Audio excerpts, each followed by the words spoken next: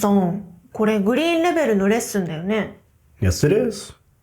前にブルーレベルのレッスンでオフとデイオフについて話したよね。Yes, we did. それでグリーンレベルのレッスンでまた話すって約束したよね。Yes, I did. じゃあ。Oh, you wanted to talk about that now?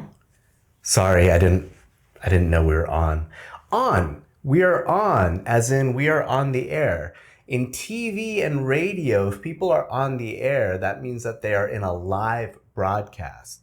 So that's a pretty specific example of using on in a work-related expression. テレビやラジオで on the air って言うと生放送中って意味になるんだ。あ、オンエア中ってことね。じゃあ、on the air っていうのと同じように off the air っていうこともできる？ Not in the example that I gave. However, if a person or a show are on the air, that can also generally mean that they broadcast regularly.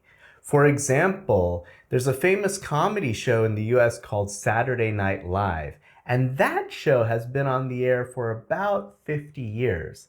Maybe that show and its actors will stay on the air for many years, but maybe there are some people who don't like the show and they want it off the air.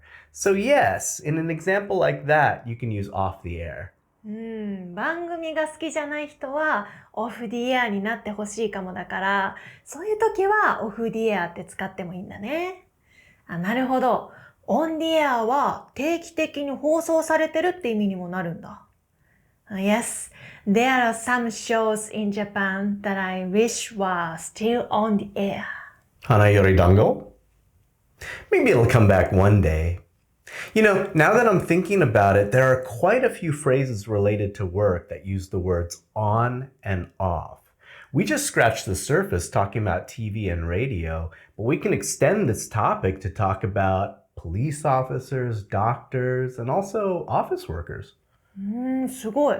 オンとオフを使った仕事関連のフレーズって結構あるんだね。